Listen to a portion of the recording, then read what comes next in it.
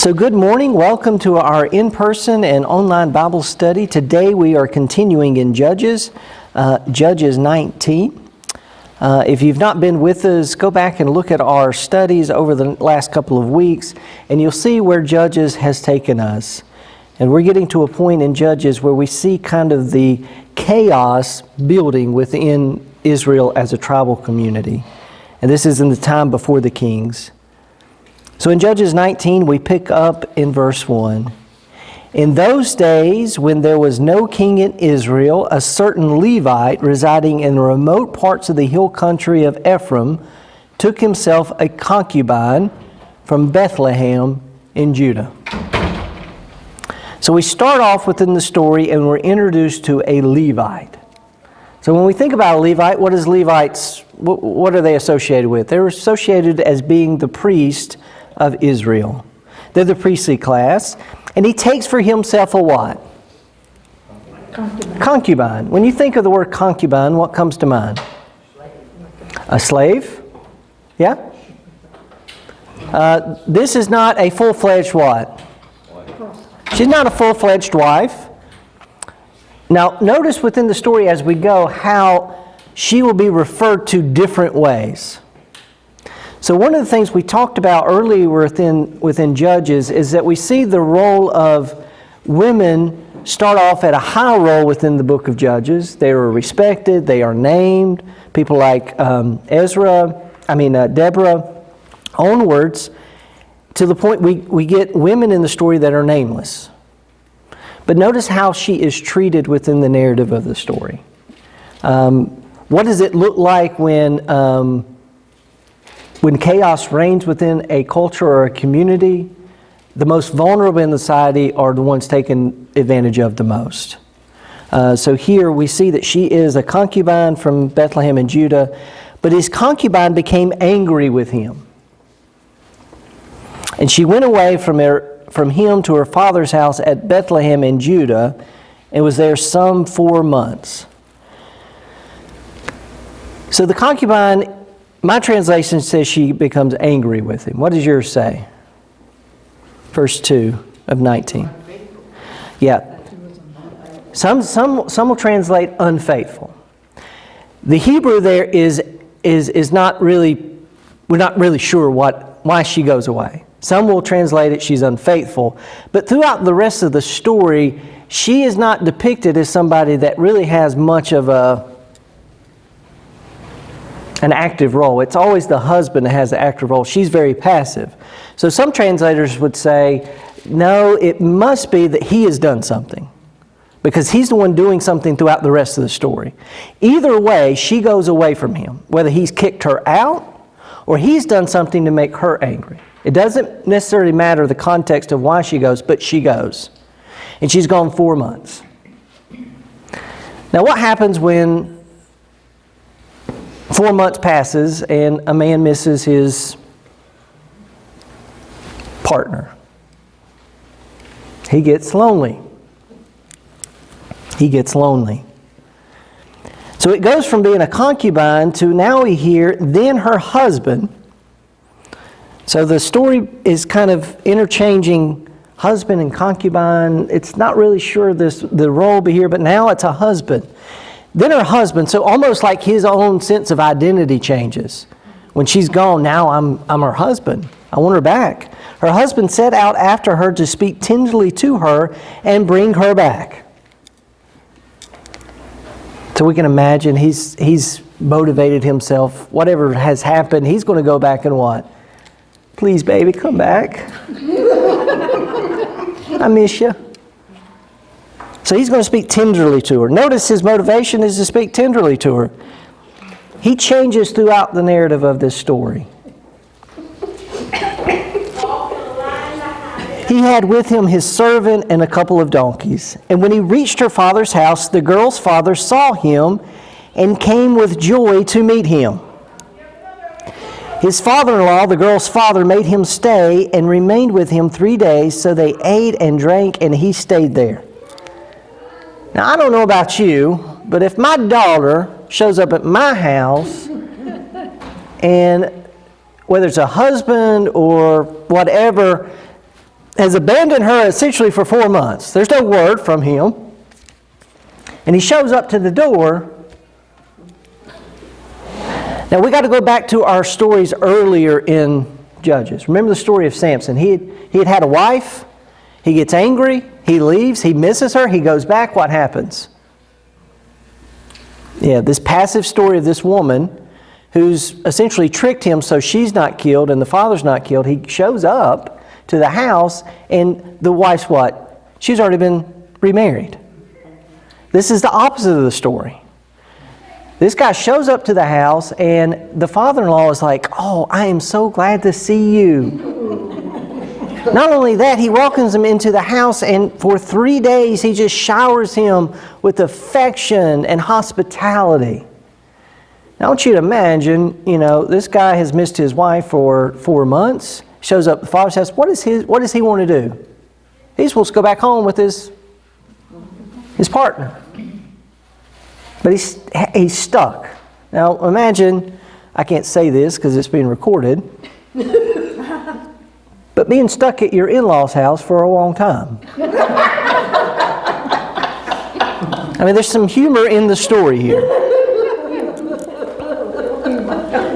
Now notice the girl doesn't have any say-so within this part of the story. His father-in-law, the girl's father, made him stay and remained there with him for 3 days. They ate and drank and he stayed there.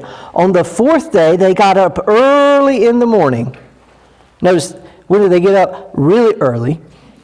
And prepared to go. But the girl's father said to his son-in-law, "Fortify yourself with a bit of food, and after that you may go." Okay, let's eat a big breakfast. You come eat a big breakfast, then you can go.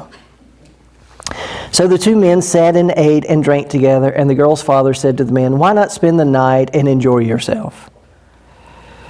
So he gets up the 3rd day to leave, and what happens? He gets sucked into staying another day and another night. When the man got up to go, his father-in-law urged him until he spent the night there again. On the 5th day, he got up early in the morning to leave, and the girl's father said, "Fortify yourself." So they lingered until the day declined, and the 2 of them ate and drank. He just can't get out of the house. He gets up early every day to leave, and what happens? He's stuck. So what we get here is a story of over-hospitality. I mean, there's a little humor in it because you can kind of sense like anybody just wants to go home. I don't know about y'all, but I've heard enough stories. When you stay at somebody's house or somebody stays at your house, there's a point that enough's enough. You want to go home. But this guy wants them to stay. He doesn't want them to leave. And they seem to be trapped by hospitality. What we're going to see next is a story of inhospitality.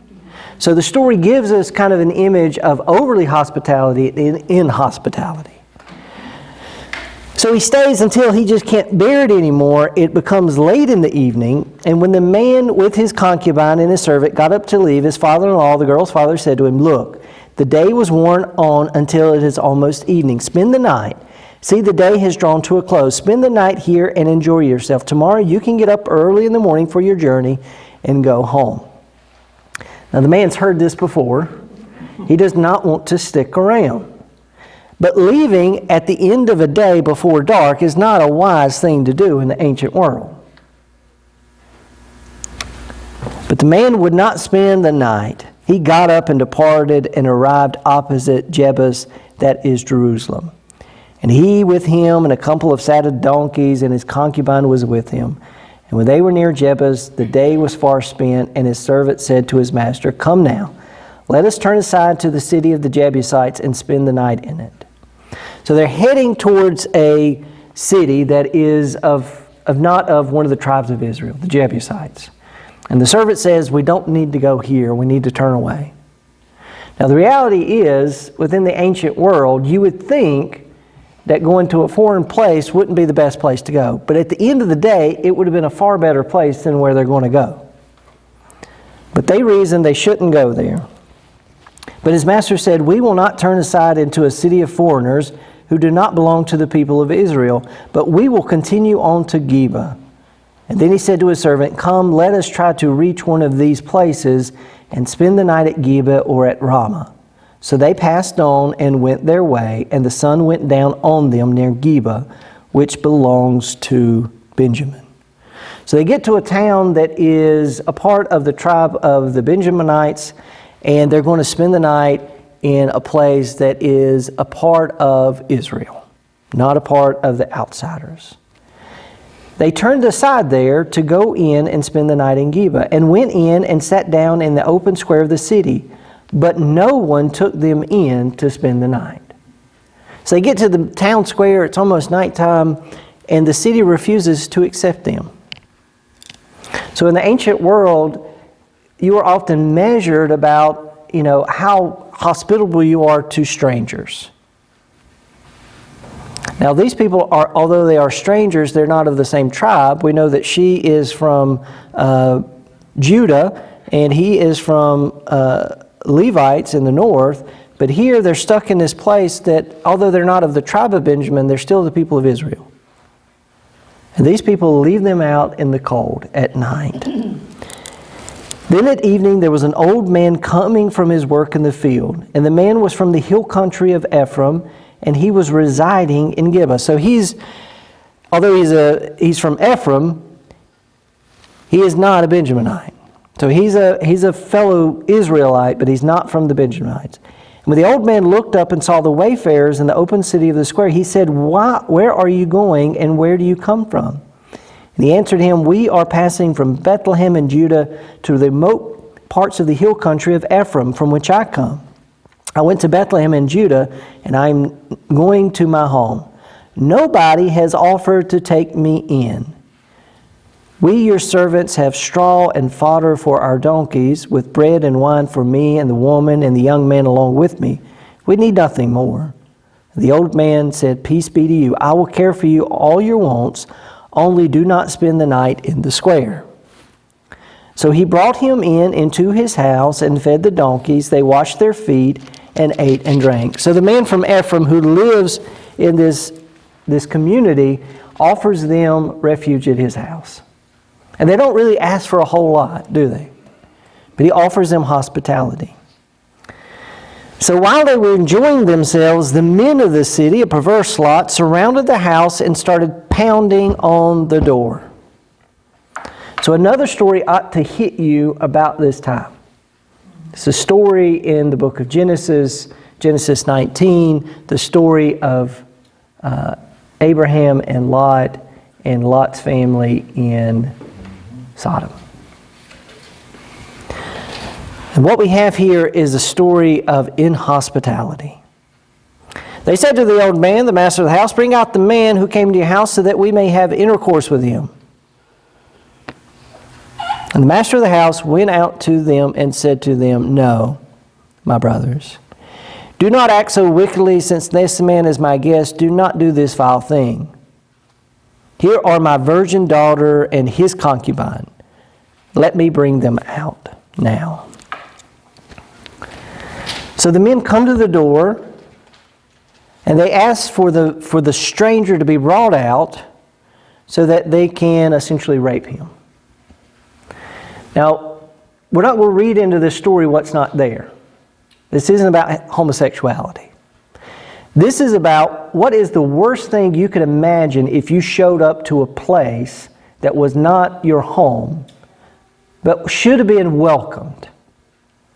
What's the worst thing they can do to you? They can violate you in ways that are not right.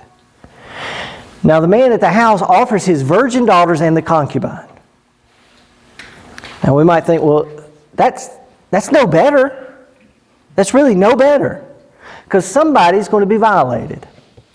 And not only that, it's the people that are most vulnerable in the community that are set out to be violated. What father and what husband would send out their wives and their daughters? So he's not necessarily, there's no virtue in this either way.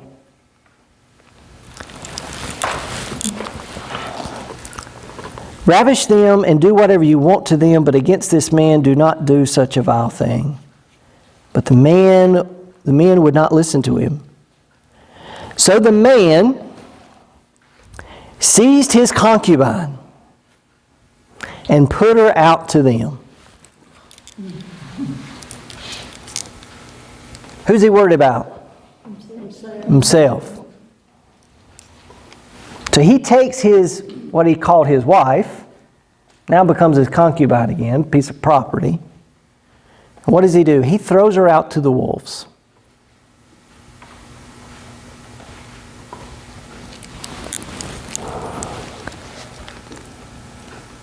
They wantonly raped her and abused her all through the night until the morning. And as the dawn began to break, they let her go. As morning appeared, the woman came and fell at the door of the man's house where her master was until it was light. In the morning, the master got up, opened the doors of the house, and when he went out to go on his way, there was his concubine laying at the door of the house with her hands on the threshold. "Get up," he said to her. "We are going." But there was no answer. So this woman whom he missed, who he wants to speak tenderly to, as she is laying dying, or already dead, we don't know. We don't know at what point she dies within the narrative. Her body lays there, and what does he do? Get up. It's time to go. So the story, we can make a story about the inhospitality of the people of Benjamin. But at the end of the day, the Levite is just as inhospitable to the person he's supposed to care for.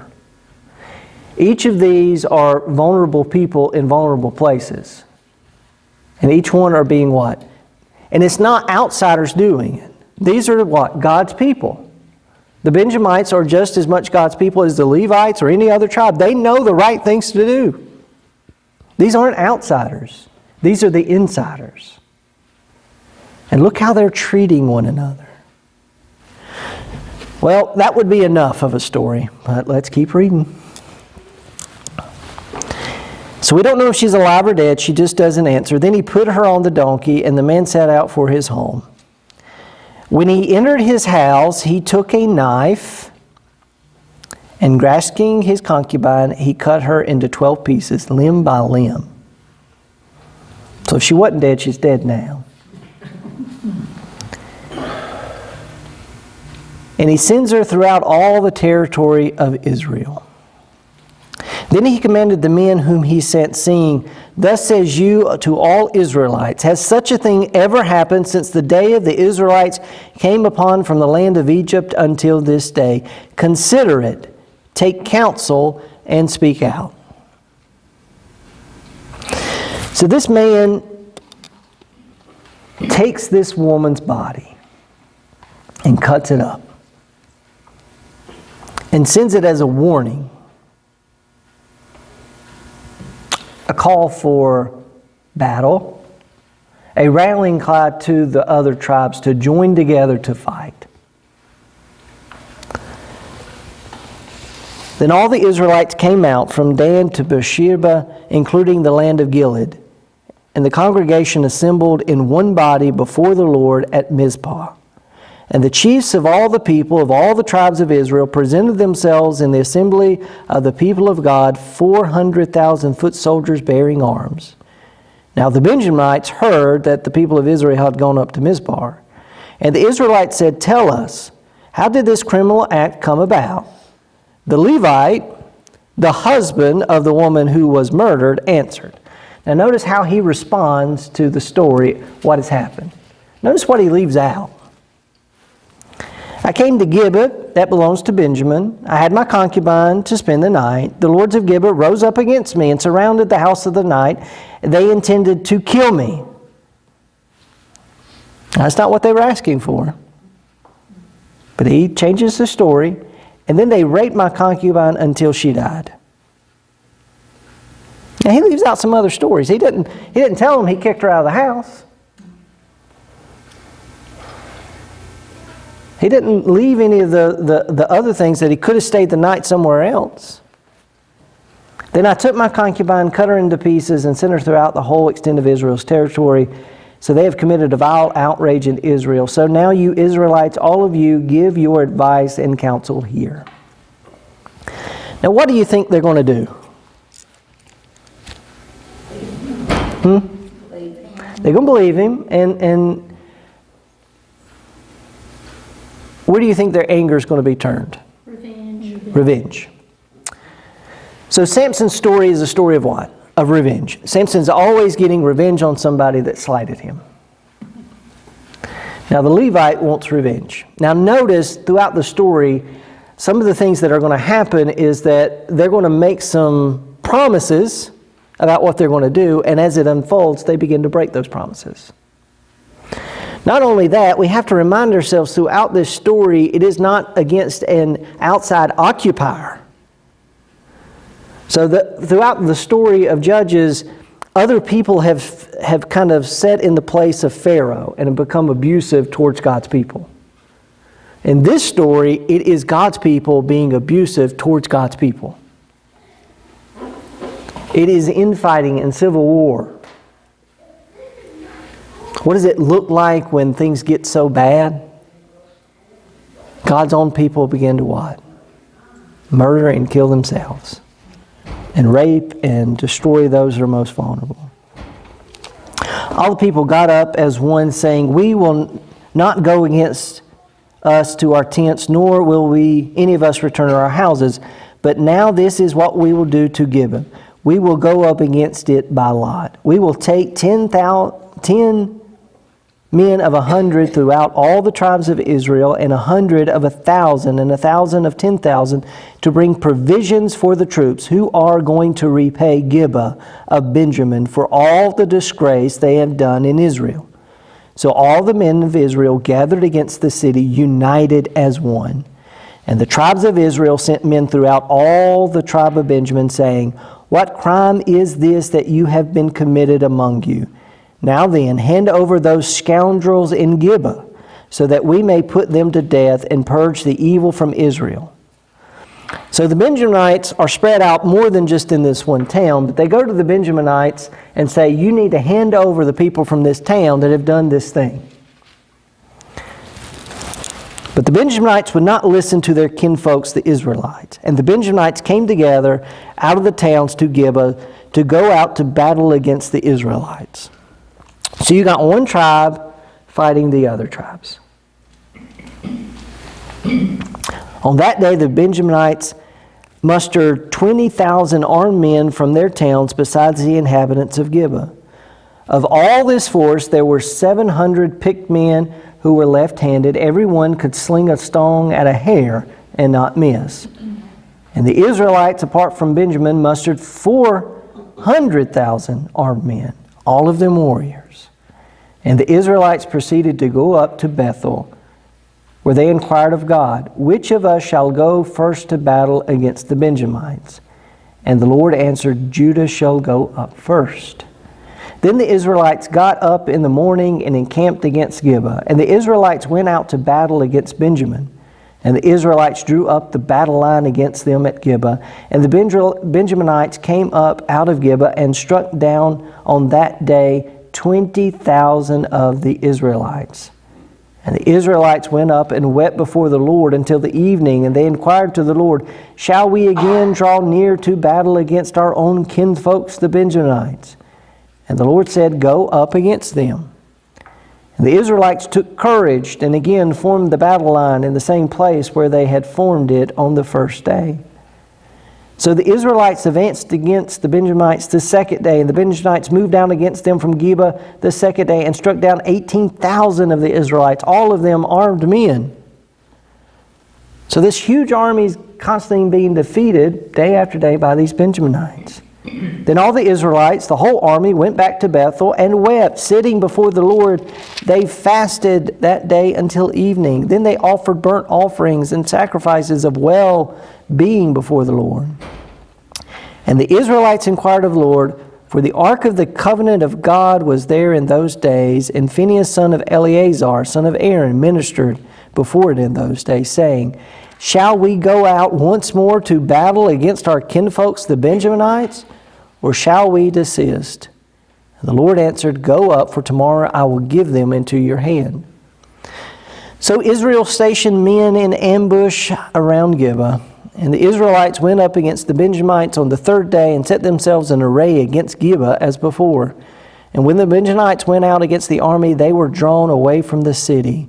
As before, they began to inflict casualties on the troops along main roads, on which goes up to Bethel and the other to Gibeah, as well as the open country, killing about 30 men of Israel. The Benjamites thought, they are being routed before us as previously. But the Israelites said, let us retreat and draw them away from the city towards the roads.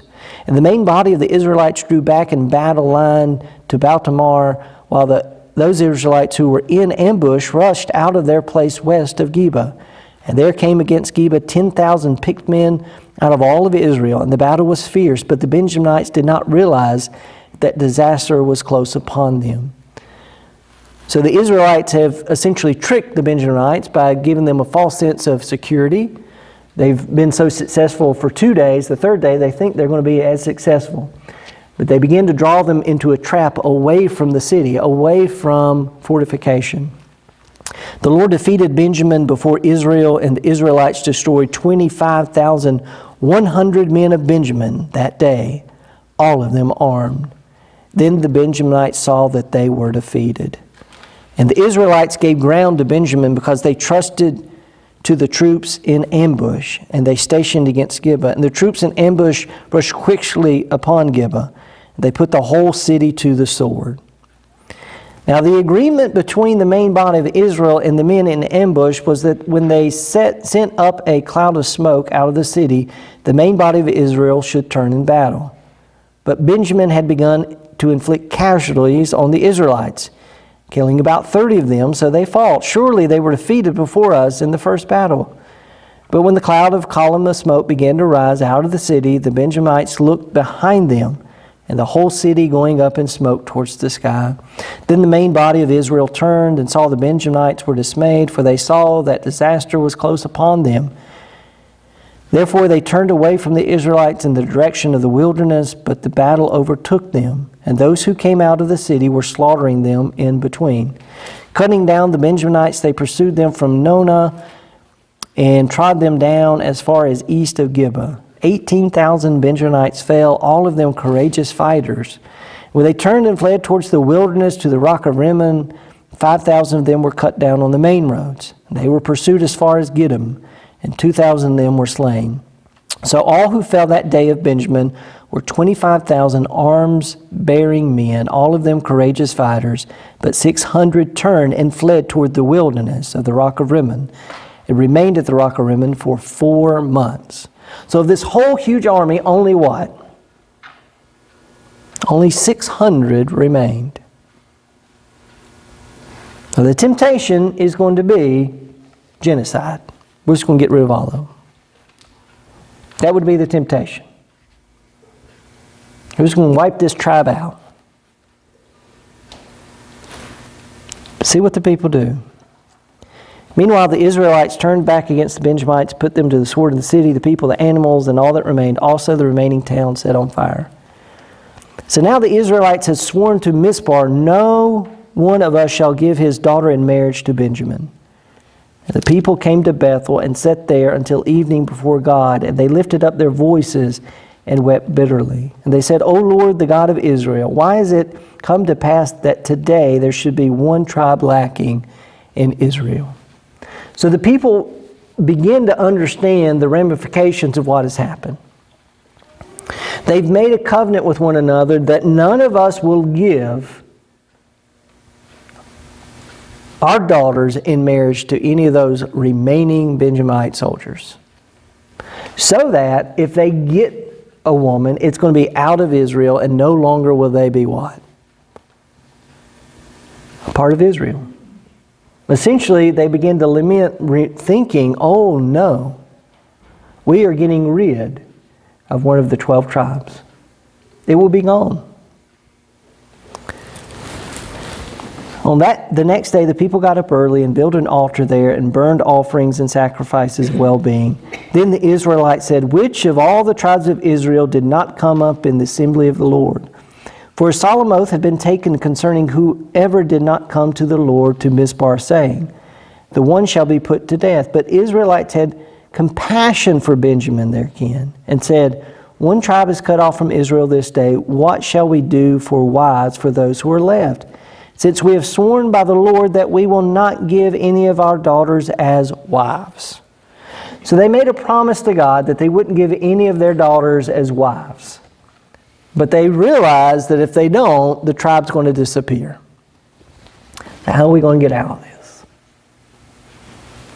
They said, is there anyone from the tribes of Israel who did not come up to the Lord to Mizpah? It turned out that no one from Jabesh Gilead had come to the camp, to the assembly. For when the roll was called among the peoples, not one of the inhabitants of Jabesh Gilead was there. So the congregation sent 12,000 soldiers there and commanded them, go put the inhabitants of Jabesh Gilead to the sword, including the women and the little ones. This is what you shall do. Every male and every woman that has lain with a male, you shall vote to destruction. So essentially they go to this town that is a part of them, who didn't come to the roll, who didn't come to the meeting, who didn't make a promise. And they go to this town and they're going to slaughter anybody that's not a virgin, a female virgin.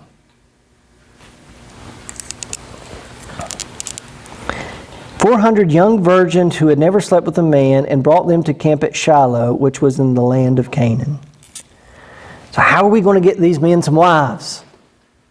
We're going to go destroy a city and steal them wives. Now, do you think that any of this makes sense?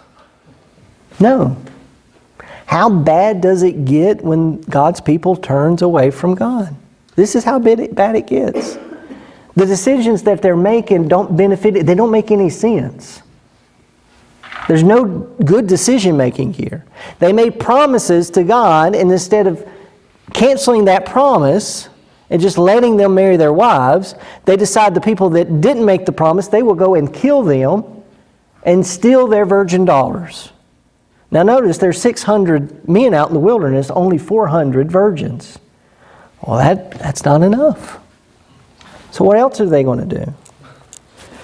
The whole congregation sent word to the Benjamites who were at the rock at Rimmon and proclaimed peace to them. Benjamin returned at that time, and they gave the women whom they had saved alive of the women of Jabesh Gilead, but they did not suffice for them. So there's only 400 for 600 men. The people had compassion on Benjamin because the Lord had made a breach in the tribes of Israel. So the elders of the congregation said, "What shall we do for the wives who are left, since there are no women left in Benjamin? We've killed them all." And they said, "There must be heirs for survivors of Benjamin, in order that a tribe may not be blotted out from Israel. Yet we cannot give any of our daughters to their wives, for the Israelites had sworn, 'Cursed be anyone who gives a wife to the Benjamin.' So we've made the promise. We can't go against it. What else are we going to do? I mean, is there any other towns we can..." No, there's not. So we got to figure something out. "Look," they say, "the yearly festival of the Lord is taking place at Shiloh, which is north of Bethel, on the east of the highway that goes up from Bethel to Shechem, the south of Lebanon." And they instruct the Benjamites, saying, "Go and lie in wait in the vineyards and watch. And when the young women of Shiloh come out to dance in the dances, then come out of the vineyards, and each of you carry off a wife for himself from the young women of Shiloh, and go to the land of Benjamin." So these women are coming as part of a festival to the Lord, a harvest festival. As they are worshiping God out in the vineyard, you sneak like a bunch of wild animals and just take one for yourself. We're not going to give them to you, but you can take them.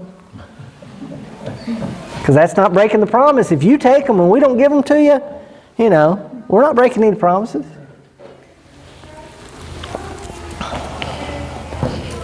"Then if their fathers or brothers come to complain of us, we will say to them, 'Be generous and allow us to have them, because we did not capture in battle a wife for each man. But neither did you incur guilt by giving your daughters to them.'" So eventually a father's going to come and complain. Well, you know what? You didn't actually do anything wrong. You didn't break a promise, so just let them have them. What worth does a woman have? None. So by the end of Judges, we go from the first story of Judges, when we get to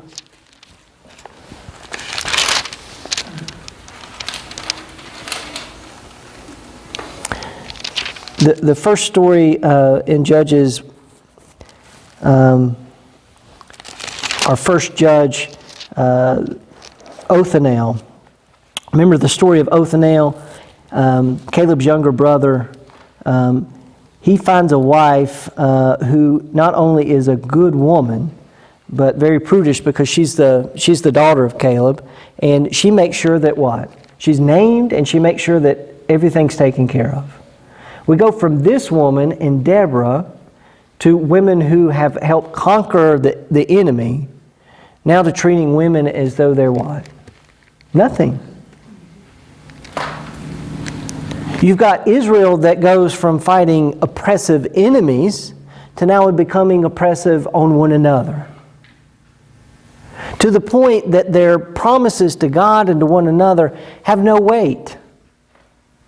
They make a promise to God, and instead of breaking the promise, which would be less sinful than what they actually do,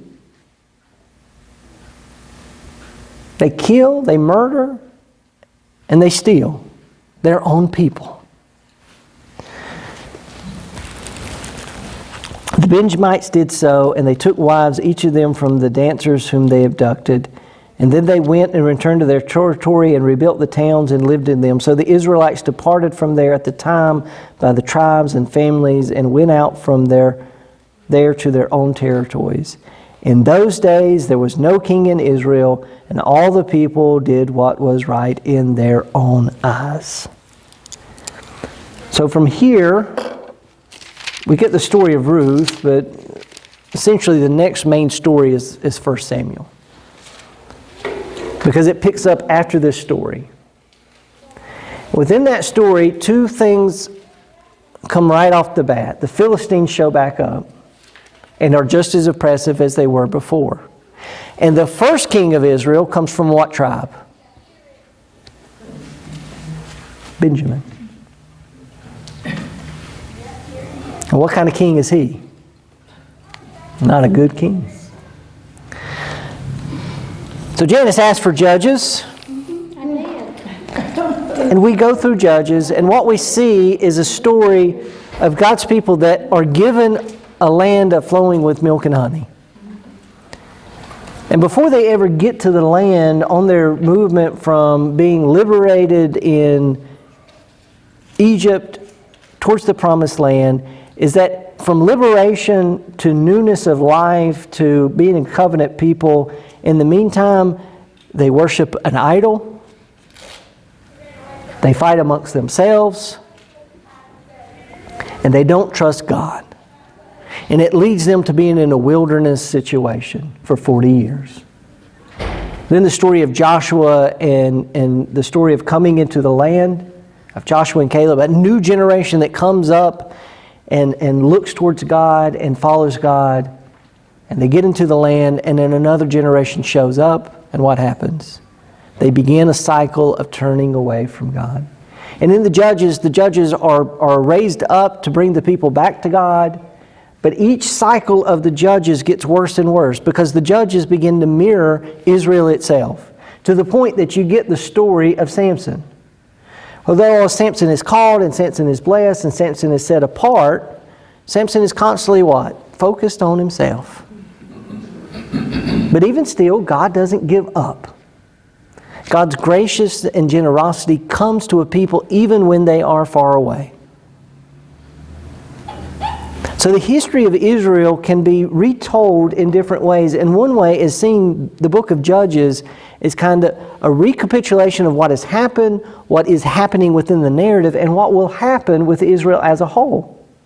For even outside of the time when there was no kings, the kings show up, and it starts well, not necessarily with Saul, but with David and Solomon. Then it begins to break apart. Then you have two kingdoms. And then eventually the northern kingdom falls, the southern kingdom begins to fall apart, because what do? They not only worship other gods, but they begin to what? Neglect justice within their own community. They begin to take advantage of the foreigners. They begin to suppress the poor and the widows and the orphans. All the while, prophets come up that are kind of the next stage of God's judges, because they are speaking the truth to those in power, saying, turn back. And the story gets to the point that now we get to the end of 2 Kings, and they go into exile.